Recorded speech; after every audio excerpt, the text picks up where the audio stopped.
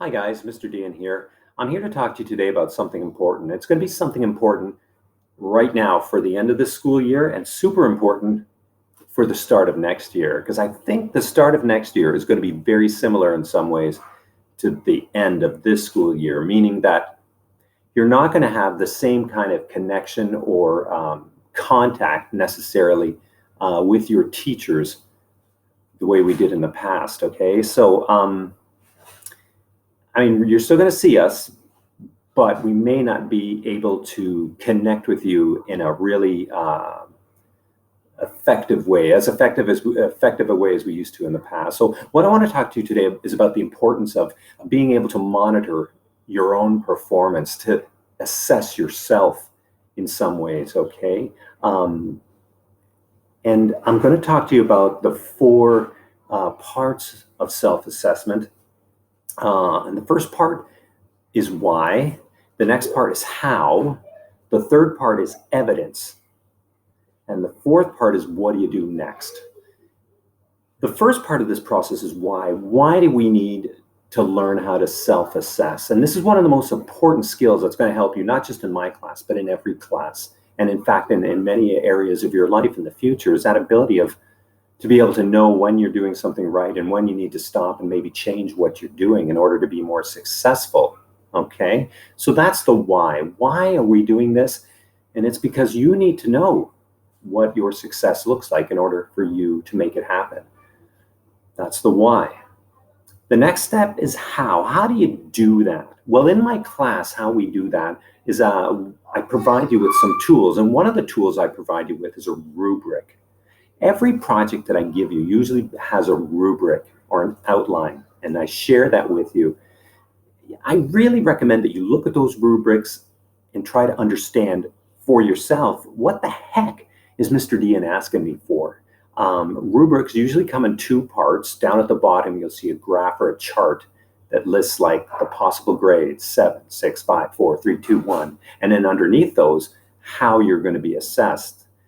You'll see a lot of cool adjectives down there, like especially near the 6 and 7 end, that are like thorough, complete, fully thought out, or well organized, that sort of word, adjectives.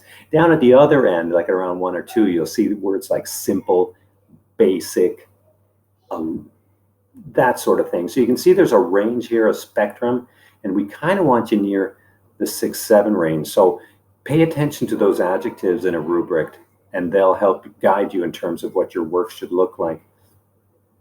The next part at the top of the rubric, that's where I take those kind of words and that graph and chart down there, and I kind of translate it into simpler English terms for you. What is Mr. Dean actually asking for in this project? And I usually give you a bullet pointed list or a numbered list that says, do this, do that, do that, do that, and you should be done, okay? So that's something you need to pay attention to. What exactly am I looking for in this assignment?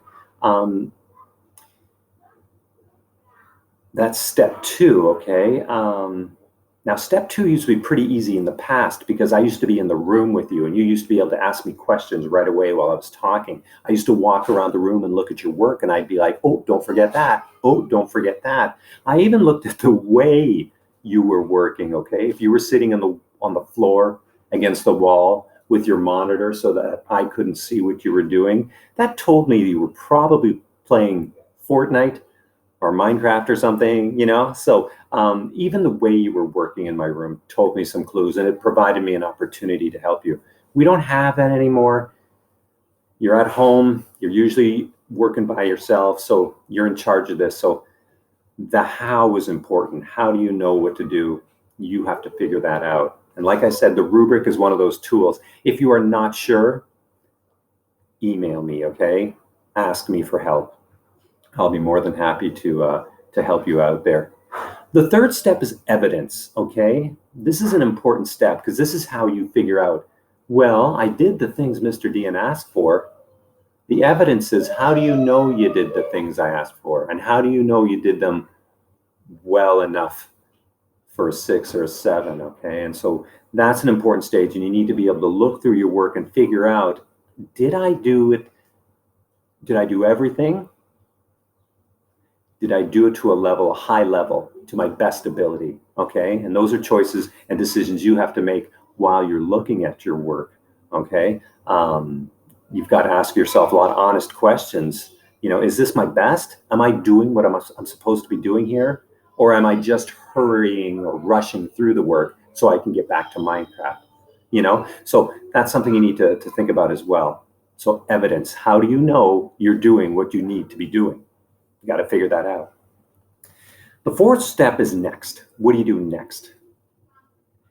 This is where after you finish your work and you turn it in and you get your grade, this is where you look at it and you think, and you think, and you think, and you think, what am I going to do next time? How am I going to get better? This step is called next.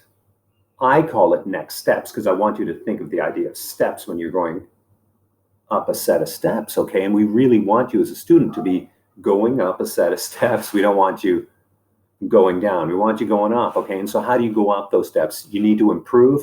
How do you do that, okay? And again, you have to be honest with yourself. You have to be critical. You got to look at your work and say, hey, did I do what I needed to be done here?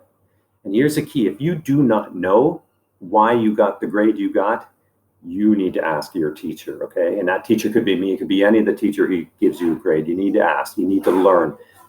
How did this happen? And how do I make sure it doesn't happen again next time? All right? These are important skills.